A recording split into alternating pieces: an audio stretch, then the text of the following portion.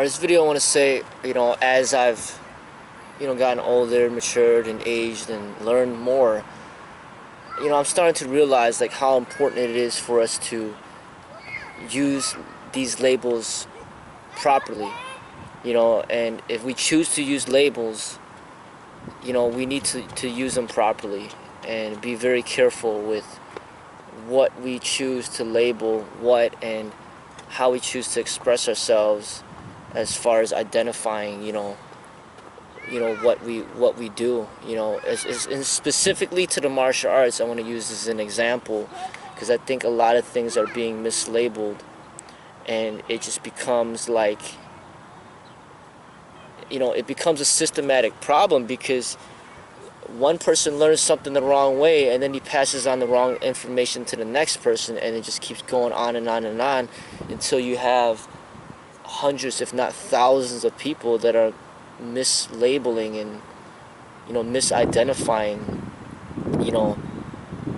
certain things. And I think that becomes a huge problem, and that's one of the biggest problems with certain things like Hollywood and maybe even social media, or just people that have a lot of power and influence other people, over other people.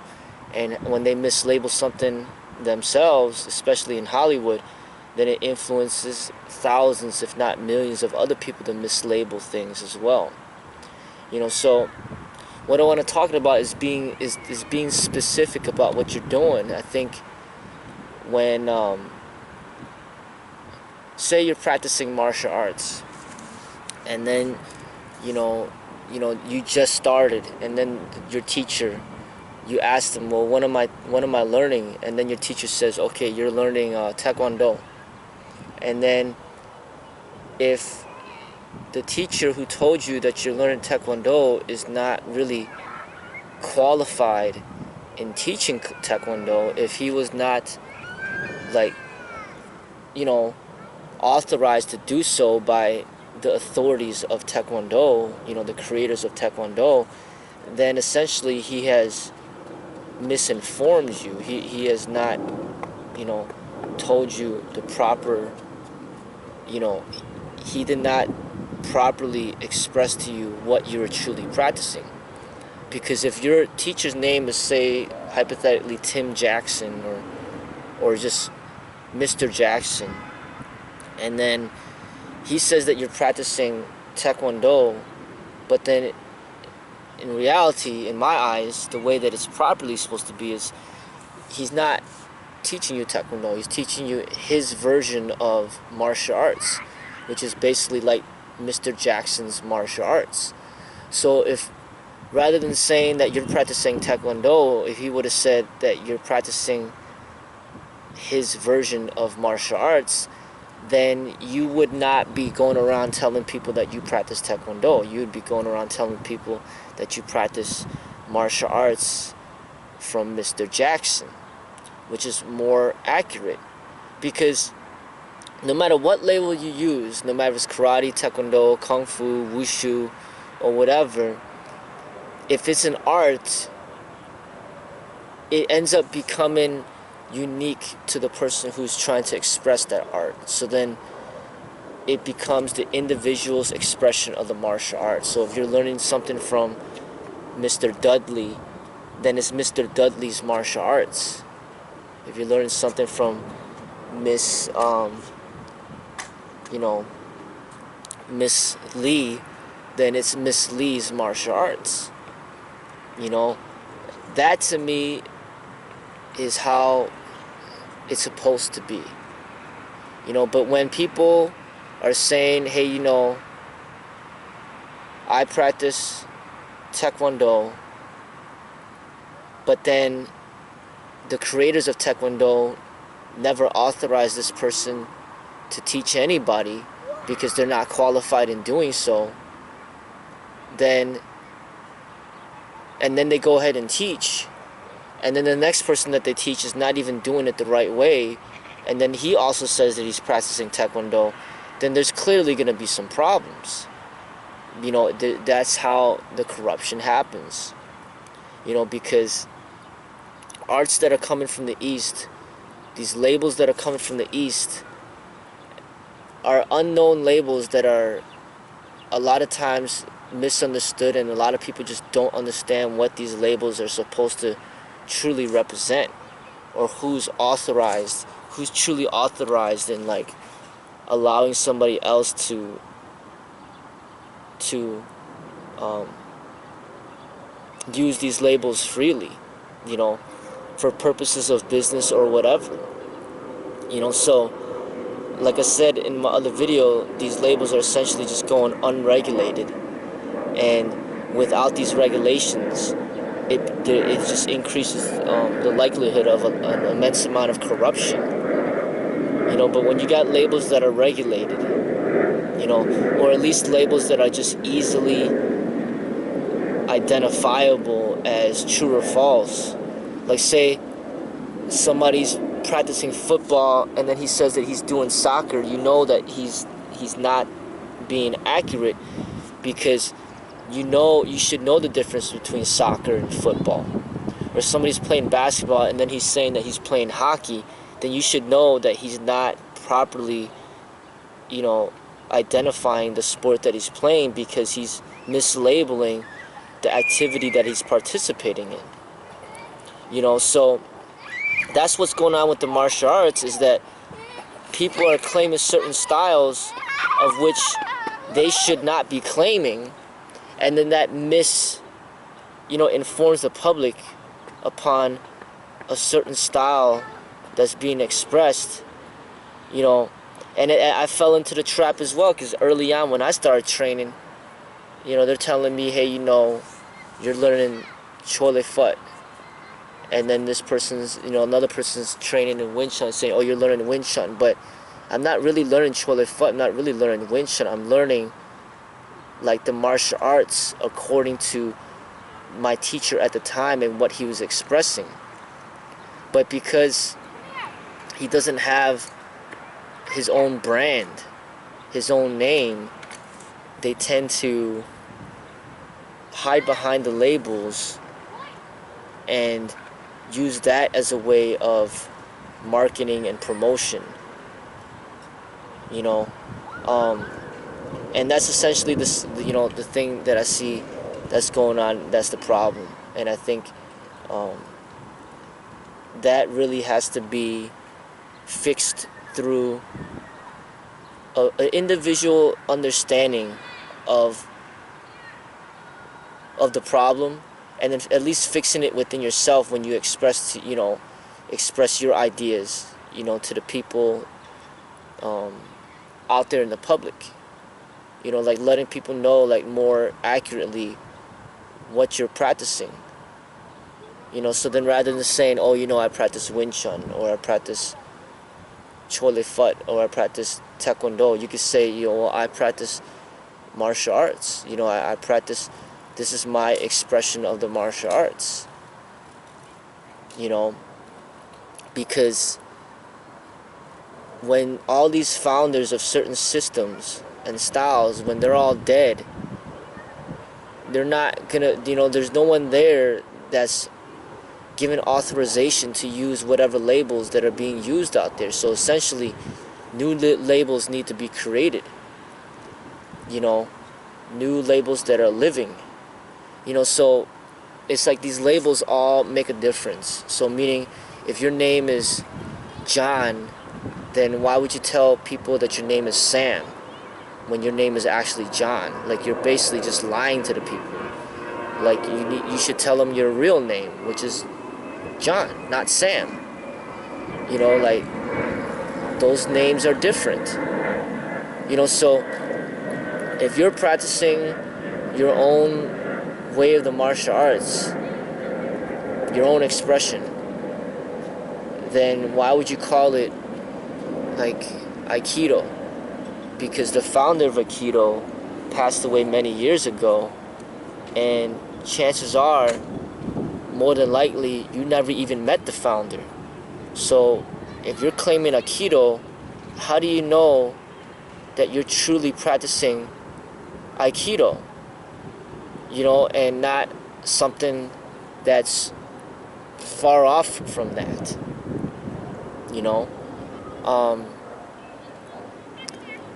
So when things become sports and they're revolved around certain rules, I think it's more easily identifiable, you know, between what is this label compared to that label.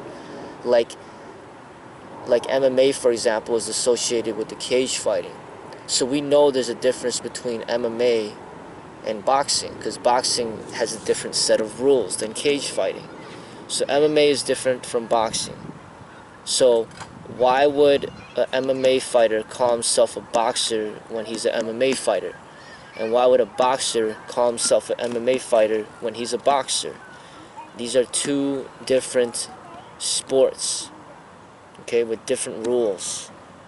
Okay, table tennis and badminton are similar, but they're not the same. So why would a person that's playing badminton say that he's practicing table tennis, and why would a person that's practicing table tennis say that he's practicing badminton? Okay, we just need to be more precise with the labels that we use, so we do not further confuse the public. And that's the thing about art, because art is not really bound by rules like sports. It's like an individual expression. I mean, you had a person, an individual, that created the Wing Chun system. You had a person, Bruce Lee, that created the Jeet Kune Do label and way. And he wouldn't even want to call his way a system, but you had a person that created Jeet Kune Do. You had a person that created Aikido. You had a person that created, maybe 3 people that created Chole Phut. You maybe had a few people that created Taekwondo. These arts are essentially created by people, and the creators of these arts are the only ones that are an authority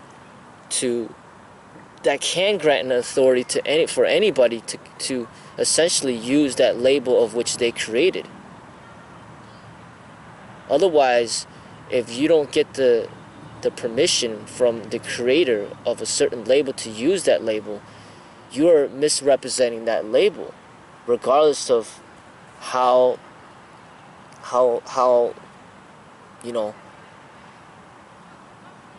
identical you think your expression is to that founder's expression. You still need the permission of the creator of the label to use that label.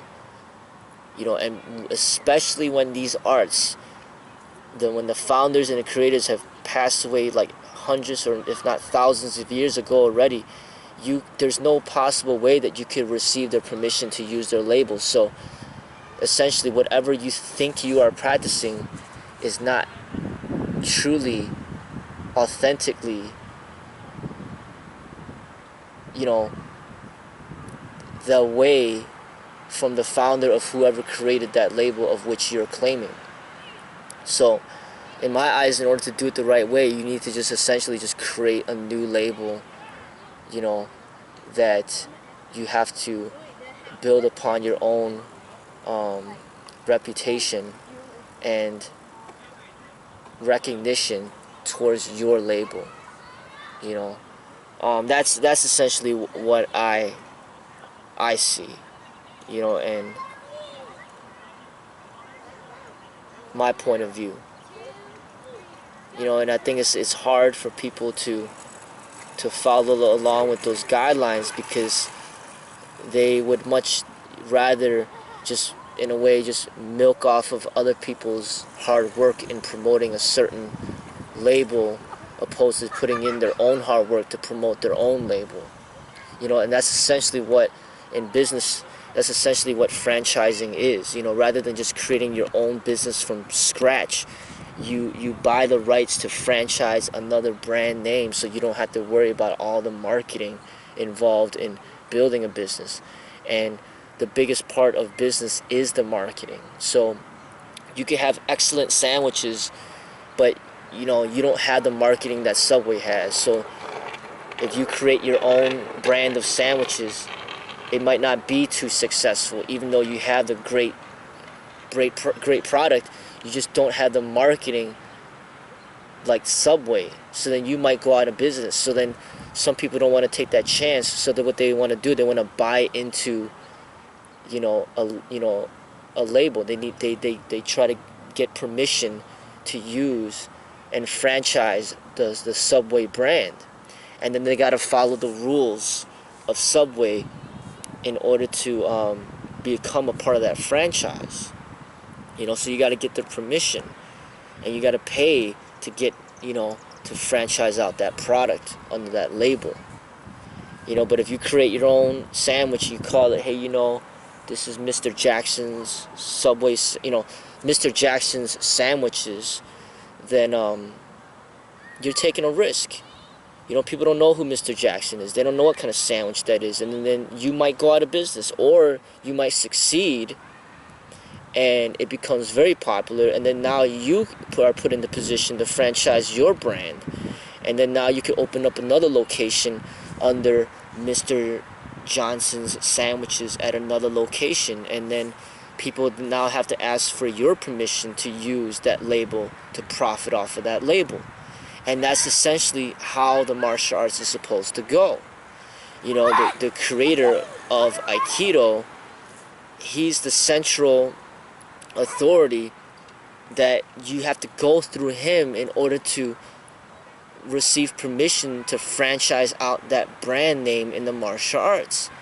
But because he's passed away, there's no authority there to regulate. So essentially, that label is being basically used and abused and improperly, represented, and then it just ends up becoming a representation of corruption because of this unregulation. So that's what I see. Now, as far as claiming sports are concerned, like, anybody could claim any sport, and that doesn't really nobody could stop you. Nobody could stop you from saying, hey, I practice table tennis. Hey, I practice golf. Hey, I practice basketball. Hey, I practice football. Nobody could stop you from saying that you practice these sports. But then, to determine whether or not somebody is actually proficient in a sport, you need to watch them play that sport. You need to watch them play table tennis. You need to watch them play billiards. You need to watch them bowl. You need to watch them play football. You need to watch them play basketball. Then, through your observation, then you could determine for yourself whether or not this person is efficient enough or talented enough or skillful enough to guide you in your practice of this specific sport. But once again, art is unique to the individual, and it's not just a sport. So when you got a creator of an entire art, you need to receive permission from that creator of the art to propagate that label. And that's essentially what I see. And sport is based on competition, so a lot of times these people will try to prove their worthiness in teaching a certain sport through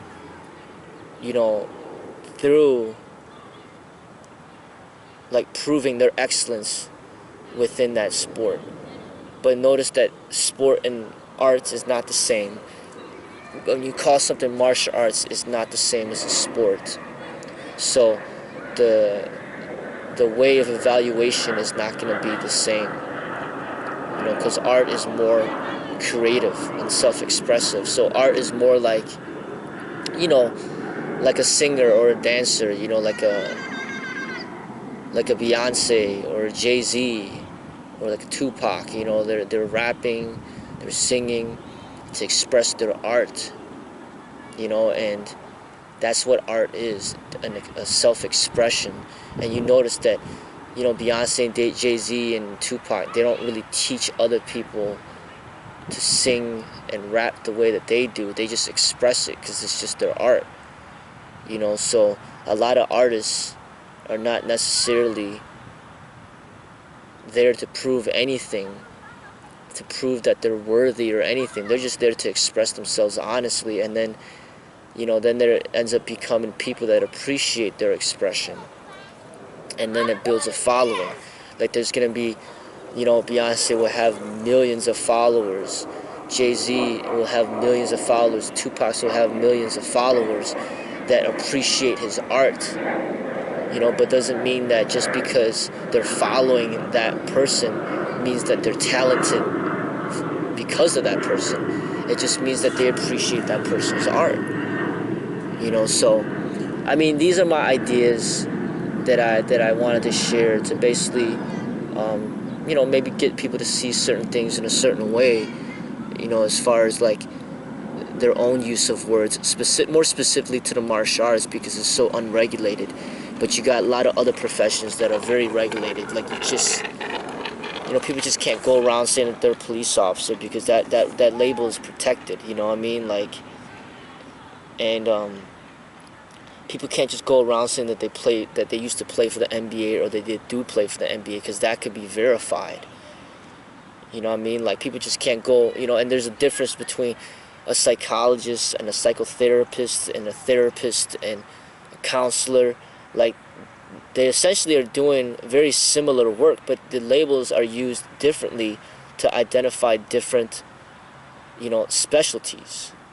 You know, so when you use the label Kung Fu, when you use the label Wushu, when you use the label Wing Chun, when you use the label Chole Fut, when you use the label Jeet Kune Do, when you use the label of Aikido and karate and kickboxing and Muay Thai and knife fighting or you know, Kali, or when you use all these different labels, what I'm basically saying is just be very aware and conscious of how you use these labels and whether or not you're using them properly. Because as soon as you misidentify a certain label and you're basically, you know, misidentifying and you're improperly labeling something, then you could influence a bunch of other people to do the same, and then that ends up leading towards a very systematic problem and a lot of confusion and misunderstanding in the entire population, you know, according to these subjects at hand. You know, it's like, and that's the problem with Hollywood, you know what I mean? Like, you know, that they make these silly films about Kung Fu, like Kung Fu Panda, or that song, you know, Kung Fu Fighting, and, you know, like just poking fun at Kung Fu, and then people start viewing Kung Fu in a certain way, you know, and then they think that this is what Kung Fu is, you know. So, like, Hollywood is really good at doing that, you know, as far as like, you know, miseducating the public on certain things. So then you need to kind of do like a self-corrective process, you know, through the use of labels in your own life, you know, to just kind of be more accurate, more precise of how you decide to label what you want to label. You know, I think that when we all take more responsibility in doing that, then it'll slowly make things a little bit better. You know, because I fell into the trap as well as far as YouTube is concerned, and you know, you want to try to get a lot of views, so you start throwing in a bunch of you know, a bunch of tags that are irrelevant to what is within the video, and then they end up, you know, associating that with spam, and that's essentially that's not being responsible. That's not being, you know, you're not properly expressing yourself. You know, like you're you're like purposefully. You can either do it purposefully or you do it mistakenly, like misidentify a certain label or a certain video, and then now you confuse people. You know, the person might be speaking Chinese and you're saying that they're speaking Korean, and then you're completely false. The person was not speaking Korean. This person's speaking Chinese. And don't say that just because it sounds the same, it's the same. No, it's not the same. You know, so if you're practicing, you know, kung fu, or you're practicing, a certain brand of kung fu, then, why are you calling it something else? If say, for example, if Bruce Lee was alive and then you're studying under Bruce Lee, and then he's saying, that you're practicing Jeet Kune Do, and then you tell your friends that you're practicing karate, why would you tell your friends that you're practicing karate when you're practicing Jeet Kune Do? Like, you just completely disrespected your teacher by misidentifying your practice. You know what I mean? Like, it's not the same. You could say, this it's the same things. They're still kicking and punching. It's the same. No, it's not the same. If it was the same, then everybody would have the same name. You'd be like, this person has 2 eyes. This person has 2 ears. So let's just call everybody John. No, like, everybody has different names for a reason, because everybody's unique. So whatever martial art that you're practicing, like, it's unique. It's unique to your practice. So why are 100,000 people that are different people claiming the same label, Taekwondo or Wing Chun? It's not being properly labeled, because everybody's different. So in the Kung Fu, it goes like that, It's like Freddie Lee's Kung Fu, Bruce Lee's Kung Fu, Jet Li's Kung Fu, Jackie Chan's Kung Fu, Brandon Lee's Kung Fu. Everybody has their own Kung Fu. And it's up to that individual to promote his way in order to build a following. That's how it's supposed to be. Not, let's just have everybody say that we practice Wing Chun, and then you got 100,000 people that are saying that they practice Wing Chun. No. That's improper in my eyes. I just think that, when we look at other industries, other businesses, there's a lot that can be learned. Like, you got a business like Apple Computers. There was a time when they weren't doing too well, and IBM and Microsoft were just basically destroying them to the point where they're almost going to go out of business. But then they ended up, like, recovering, and then now they're like one of the biggest technology industries out there, and so well known and so popular. So, the founder of the Apple put a lot of effort to build a strong reputation for his company. And that's kind of what I see how the martial arts is supposed to be. Like, nobody may know you. You might be a nobody, at the moment. Like, you don't even have one student, and you're trying to build a new brand, a new reputation for yourself. And then you think that, hey, this will never happen. I'll never be recognized. But you never know. Apple turned around and became, one of the best companies out there. And there's other companies that have done the same. Come from, like, nearly going out of business to being, like, one of the most successful businesses out there. And it can be done. But that's the way that it's supposed to be done.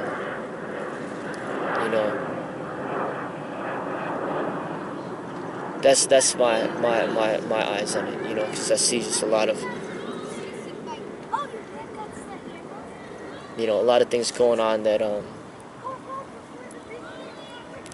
that just furthers the corruption in the martial arts. You know what I mean?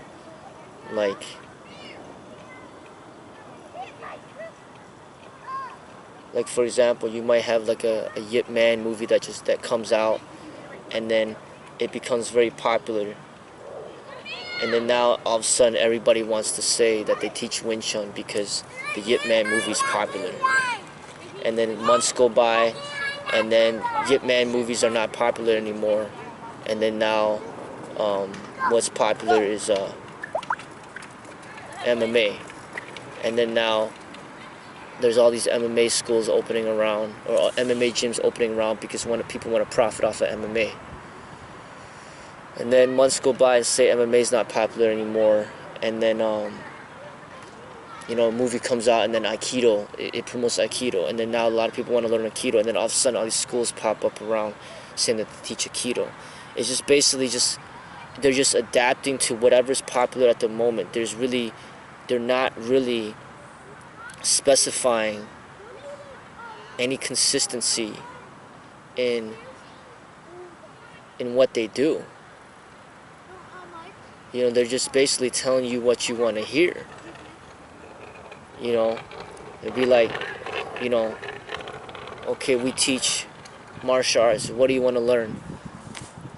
Oh, and this person comes, I want to learn Wing Chun. Oh, okay, we teach that. Another person comes, oh, I want to learn karate. Okay, we teach that too. Another person comes, oh, I want to learn Aikido. Oh, we teach that here too. Another person comes, I want to learn boxing. Okay, we teach that here too. And it's like they're just basically telling you what you want to hear. And it can't be that way, because in order to represent an art, it takes a lifetime of development. You can't represent 50 different arts at the same time. You can only represent one art, and that's your own art. If you're owning a business, or if you're running a business, then and you're joining a school, and you're a student of a certain martial arts school, then you're supposed to represent that school, that's there currently, not something that's in another country that has where the business has closed down like 500,000 years ago, or whatever the case may be. Just think of the ridiculousness of it. You know what I mean? Like, say in China, 500 years later, people, lend you a movie, and then they say, oh, this is a blockbuster movie. It's not a blockbuster movie. It's just a movie that you're lending to somebody, but then they're naming it blockbuster because they want to associate it with the American company that died 500 years ago, that went out of business 500 years ago in America. That's kind of what I see with the martial arts that's going on, is that everybody and anybody could just pick up any label and start using it, and start abusing it, and start corrupting it to the point where it makes the entire martial arts look like a joke. When anybody could just say, hey, I teach Tai Chi, or I teach Wing Chun, I teach Eagle Claw, I teach Praying Mantis, I teach Aikido, I teach Jeet Kune Do. The more people that do that, the more of a joke it makes the martial arts to me. It's embarrassing, when there's so much corruption in how the martial arts is expressed. It becomes embarrassing, So, that's just what I wanted to share about that.